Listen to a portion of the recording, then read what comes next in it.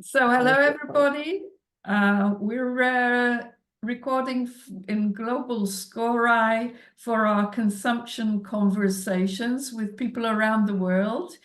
And I'm Valerie Brachia. And the person I'm in conversation with today is Kavita from Brazil. Kavita, would you introduce yourself? Yes, thank you very much, Valerie, for inviting me for this conversation. My name is Kavita. I'm associate professor at the University of São Paulo in Brazil. And my main topics of research are in marketing and in sustainable consumption and responsible innovation. Okay, so let's try and see where we can go together in a conversation about why, first of all, why are you interested in sustainable consumption and sustainable lifestyles? I think it's because, of course, from the news and documentaries and all the research, of course, that we already have about climate change, global warming, and so on. And as I was already studying marketing, I could clearly see the role that consumers have on the end of this supply chain of producing and then delivering the products, and then the consumer ends up with tons of stuff, and the consumer is also part of the engine that pushes the whole value chain, you know, like towards like consuming more products and so on. So it's, of course, it's not only the only actor that has responsibilities on that, but as I'm working on marketing, I could clearly see that would be an interesting topic to study, how consumers could rethink their way and redo the way they consume and the way they see the consumption process and the lifestyles. So you see consumers as a major agent of change then. But if I ask you, who do you think are the most effective agents in change and in what directions, then what would you say who were the agents and what the directions so that we move towards more sustainable lifestyles?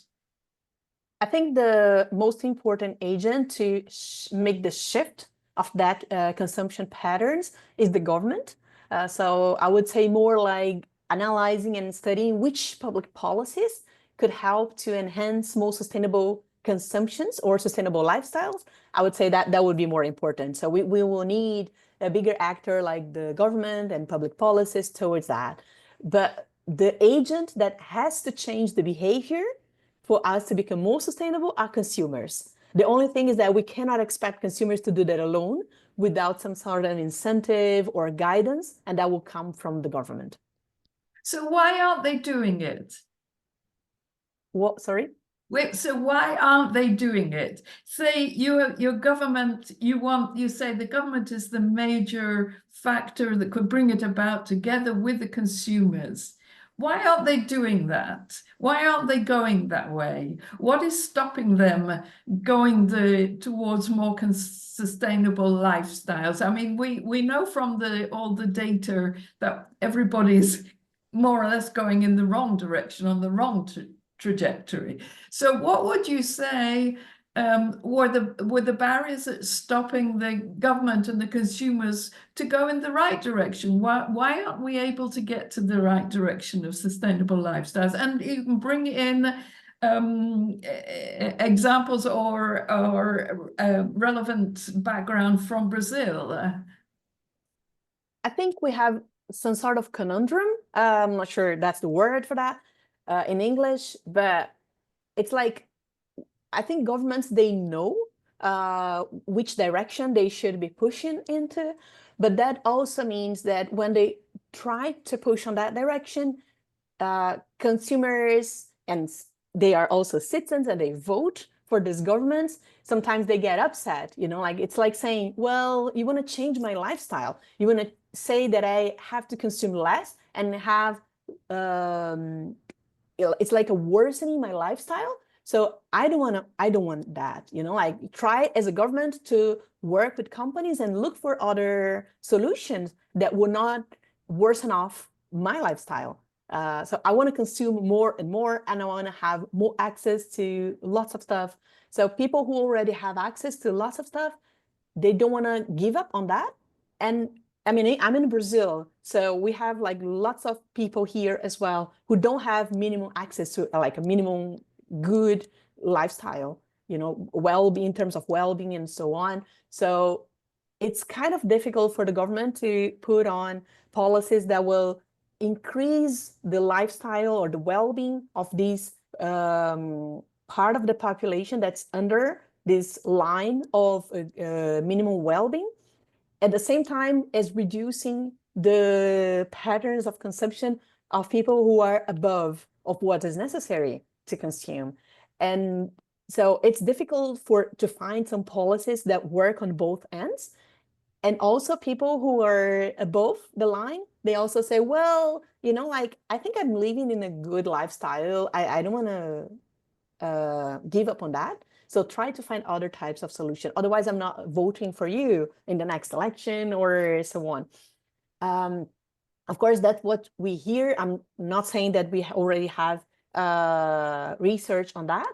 We do have research in terms of public policy and consumption with one of my PhD candidates. She's studying some sort of public policies towards consumption. And what we found, it's the differences in which type of policy right-wings and left-wing voters, they do prefer. So it's kind of interesting, and we can develop that further. But the thing is, what we saw already is not in terms of, again, governments, but we already saw that in terms of companies. When companies like CEOs or the C-level, when they are trying to implement some policies in the companies that goes more towards sustainable consumption or sustainability in general and reducing the impact, the negative impact that they have, usually that also impact the performance of the company, profitability, and so on. And some of these CEOs, they do not stay in their roles as CEOs of companies. I think Unilever is one of the examples that we recently had in the market. So that I think the same thinking would apply to governments somehow. So do you see the business sector as being a partner to getting the right place? For sure, Valerie. Sorry. For sure. I think businesses, especially because they are increasing in terms of power, economic power in the whole world, they have to be partners in this journey. And the people who you're saying they're under consumption, they haven't yet got to benefit from a decent standard of well-being that obviously we all would like to see them. Does it have to be does the way forward have to be the same way forward that others have gone, which has led to unsustainable consumption patterns? Is there a way forward that you can point at, maybe that exists in some way in Brazil or elsewhere, and you can say, look, there are pathways to getting to a better well-being for the many people who still need to get there, but there's a different trajectory of getting there. There's a different pathway we can get there, which would be a more sustainable lifestyle instead of just increasing consumption levels as they have been going. Do you see a way forward there? I would not say that I have like a one bullet solution for thinking on that. I think it's too difficult at the moment, and I don't see any examples that is already implemented in a massive way, you know, like in like a big city size scale or so on. But I think the solution will go through, of course, not going, bringing people from under decent consumption level, you know, like to the same unsustainable consumption levels of the other group. But that will go probably through consuming more like local products and especially local food. And in this sense, I think like ultra processed food, it's unsustainable in some ways. And when we see markets like in the US or the UK, where over 60% of the calories that a consumer consumes is from ultra-processed food, that also puts a lot of burden in the agriculture system to produce that type of food for these people. And also the food is not even good for your health, which is another problem. It's about health, not even sustainability. But even in terms of sustainability, it's a lot of pressure in a very unsustainable way of consuming. So when we talk about Brazil, here we have like around 20% of the calories on average that consumers consume coming from ultra-processed food, and we still have 80% of consumption from non-processed food, or like unprocessed. I'm not sure what is the word for that. But not highly processed. But one of the characteristics I thought of the diet in South America and perhaps Brazil, Argentina, was a very high level of meat consumption, which that has very significant impacts. Do you see the diet becoming a more sustainable diet in Brazil, and or do you see that actually what's happening over the years is that Brazil is increasingly adopting what's going on in maybe the United States and going in the wrong direction? How do you see things happening? That's a major problem. We are more going towards the US system in terms of food consumption than on a different direction in a more sustainable way, let's say. So what I think is that we should go back to the roots in terms of what we usually ate in the 80s, in the 90s, you know, like we don't need to go like 300 years ago. It's not like that. Or even the caveman. I'm not saying that. I'm just saying that like 20 years ago, for this generation, we know how we could eat like sustainable food in a more sustainable way. So I'm talking about fruits, vegetables, also rice and beans and manioc, you know, like things that were mostly produced locally. But for that, we would also need to change the agriculture systems. That again would involve the government and the companies. You know, like, so if we have more like family production of food in a more spread way and not concentrated in small companies, that will be better. Also, big companies, sometimes they go to produce things like soy that is not for food, for human consumption. So it's more for feeding cattle. And then, you know, like we would use this meat for some sort of feeding or nurturing, you know, like for people to consume and so on. And most of it is, again, going to ultra-processed food. So we could do much less impact in the environment for having like unprocessed food for our consumption. So you can, I'm sure, see that happening in more rural or small town areas. How do you see that coming into the big cities? Will the big cities be willing to go in that direction? Is there a city in Brazil which is going in the direction of helping, enabling its citizens to get to more sustainable lifestyle, more sustainable diet? Is there any example of that? Not that I'm aware of. I hope it is, but unfortunately, I'm not aware of. What we know is that in different fronts, like in public transport, we already have one of the cities in Rio. It's a small city in the state of Rio. They have like free public transport for all citizens. So they do not pay anything to use public transport. So less pressure on using private owned cars and so on. In São Paulo, very important indeed. Yeah, I know only one country in the world that has that system, which is Luxembourg, that I heard the public transport is for free. I don't know of other, I know some cities in the world, but not a whole country. I mean, Luxembourg is almost the size of a city in terms of, it's easier, I guess, to implement in a small size. I live in São Paulo. São Paulo is the biggest city in Brazil.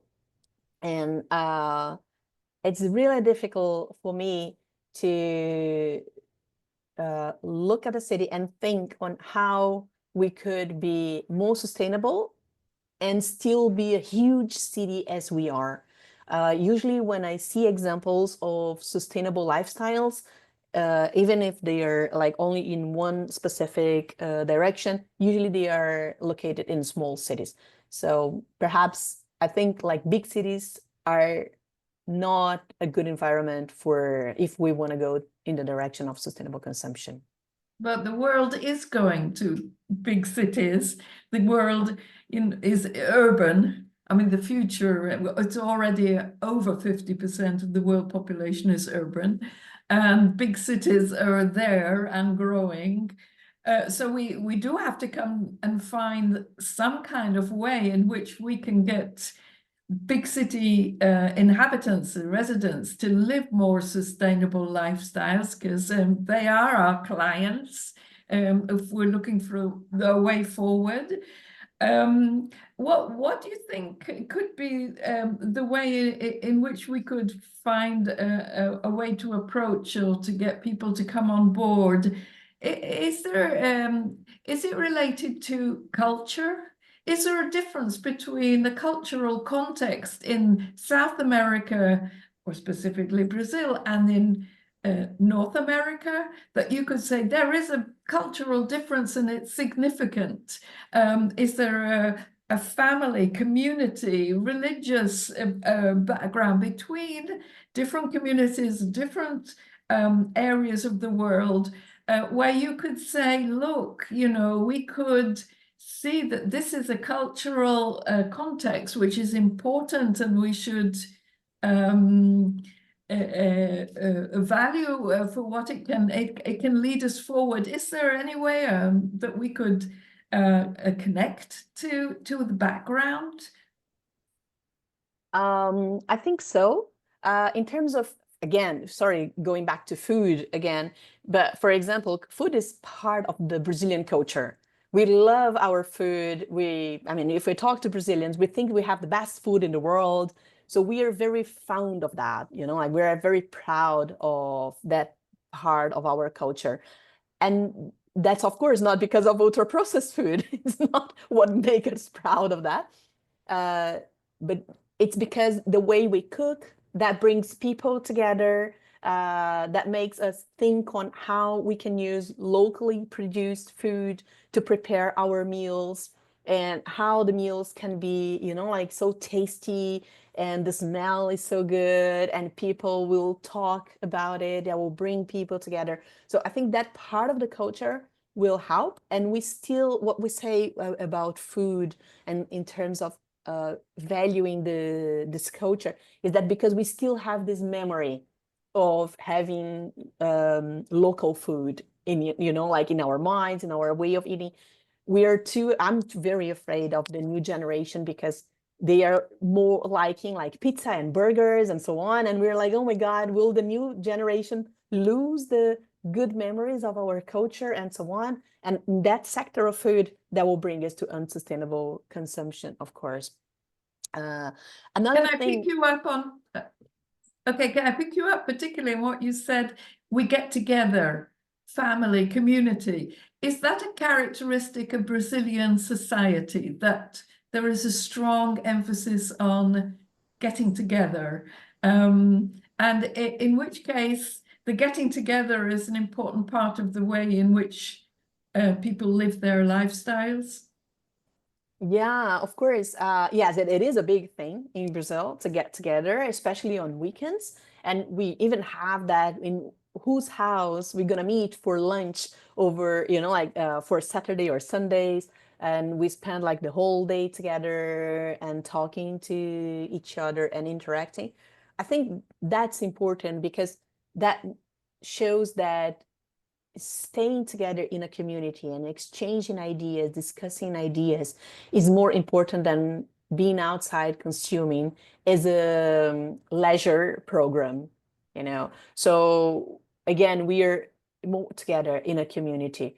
And if we can also have we don't have that in Brazil, but I heard from other cities the idea of you can do everything in a 15-minute walk neighborhood, which I think it's amazing. I heard of that in some countries in Europe.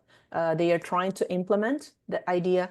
that would be really interesting, because I think that would also promote that things you can do in your life, you know, like in a different lifestyle, that you can do by walking 15 minutes and just sorting out the things that you need. And then for the weekend also you are with your family. And I think that promotes a less consumption society pattern that's showing people that my sign of success is having more stuff. Instead of that, my sign of success is being with family, with friends, and exchanging ideas, eating together. I don't know, whatever people like to do together. Right. So there are things which actually we mustn't lose. That when we look at, let's say, the US and to a lesser extent, but still there, the European lifestyle, it's individualistic. And what seems to be an important factor is to keep that sense of community family activity, because consumption in a community family is the experience, is being together, is not the purchase and then the throwaway. So I guess a challenge to some extent in Brazil is not to lose the traditions that actually are important to keep them there. Exactly. I just as an example, for me, I mean, I take it for granted, you know, like I was born here, I live here, I live this lifestyle. But I noticed that I was taking it for granted when I moved for 1 year to New Zealand, and then for 6 months in Belgium, for visiting fellowship in both countries, in different universities. And then I noticed that those countries, the cultures, they are not a lot like going in groups and staying together in a community level and so on. Of course, they have the community exchange and everything, but it's different from what I find in Brazil and what I experience in my country. So when I came back, people would ask me, what did you miss most about Brazil? And the two things that I missed most was food, of course, because I miss my hometown food, but also the bonds among people and the expending time with people. So I would say in Belgium, if I want to go for spending time not working, I would go outside, I would shop, you know, and those things would not fill up my soul, you know, like in that sense. So I would also try. In New Zealand, it was better because I could go for walking in nature. That was really good for me. But again, I was alone doing that. But I think when you do that in a community, you tend to choose healthier choices and more sustainable ones as well, you know. But if you Do you go, think the government and the cities are encouraging that and keeping that, and or is it breaking up, or are we losing it? um, in I think big cities, in some sense, if especially if you go from one city to another, because you find more opportunities in a bigger city or another place, I think you kind of break it a little bit, you know, in terms of society and community and so on. But because of I can talk about Brazil, of course, because I live here. In terms of the Brazilian culture, if we move to another city, we will try to find a new group and integrate and spend the weekends for, you know, like having a meal with that group of people and so on. So Is we that are, typical of all of South America? I think so. Yeah. I've been to Peru, to Argentina and other countries, and Paraguay. And the same feeling I have, you know, like that people like to stay together and to celebrate life together. Okay, so that is a crucial issue to sustainable lifestyles, in that we need to keep things. Sometimes we're looking for change, or what we need to do to move away from things which are unsustainable. But in this case, what we're really emphasizing here is, as well as having the infrastructure to enable it to happen, like public transport, which is extremely important. But you're bringing into the conversation here strongly that we mustn't lose those things which are sustainable or that help us live sustainable lifestyles. And maybe what we need is to ensure that our governments and our municipalities enable that to continue to happen, and that we don't lose it. I don't know with with the younger generation or the children growing up, if you're feeling that they're losing it, or is it managing to be continued to the future generations? I think overall in the Brazilian culture, and I guess in the Latin American culture, we are still keeping the idea of a community, like living in a community. But what we see, especially after COVID, is that we now have some cities in Brazil where you have like people living alone, and lots of people going there. They do not have a common background, but what they have in common is that they work on distance. How do you say that? Sorry. Remote. Sex. Thank you. So sometimes I like the English words. So they work remotely. So there are like hundreds of people alone working remotely, but they like that city because it's a city by the sea and with a good infrastructure. So it's a capital. It's in one of these cities is Florianópolis in Santa Catarina. It's an island, but it's a big city because it's the capital of the state of Santa Catarina. So you have all the infrastructure. You have universities, you have shops, you have like locally produced food. So you have access to lots of good things. They fish in the area as well, which is also good. So they have like fresh food and fish from the sea and so on. But most of them live alone. And it's interesting because I have a friend living there in the same sense. And it's interesting because when I visit her, she's not like living completely alone. They all brought the Brazilian culture of getting together. So they know that everyone is like alone, not with family members or so on. So they try to call each other for going out on Friday nights or over lunch for Saturday, or dinner on Saturday and lunch on Sunday, stuff like that. But during the week, that sounds great. That sounds joint, shared, empathy for each other. That sounds like a great example. Perhaps that's an example we should look at as a sustainable lifestyles when people are more individualistic. But here they're coming together deliberately and creating connections because they want to be together and they want to have joint experience. That sounds like a great example of more sustainable life. So what issues would you like to raise for discussion in SCORAI network? I think we will need to think really out of the box in terms of solution for sustainable consumption. So how can we implement sustainable lifestyles in large scale, like in a big city or in a whole country? And how can we convince people that that's a good thing to do and that would not worsen off too much, perhaps, their lifestyle? Or even how do we convince them that even if it's their lifestyles worsen off a little bit, it means that even that's even better than what they think they could keep if nothing changes in the future? Like the future will be much worse if nothing is done, if we don't agree to worsen off a little bit now, But I don't know how to convince people of that.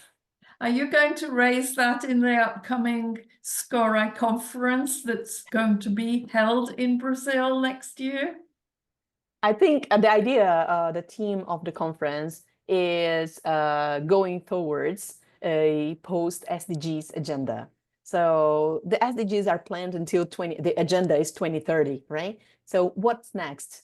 We have to think and we have to plan, and we still have a few years to plan for a post-SDG agenda. And what would we like as a SCORAI community to incentivize, to recommend governments, companies, consumers to do, in the future.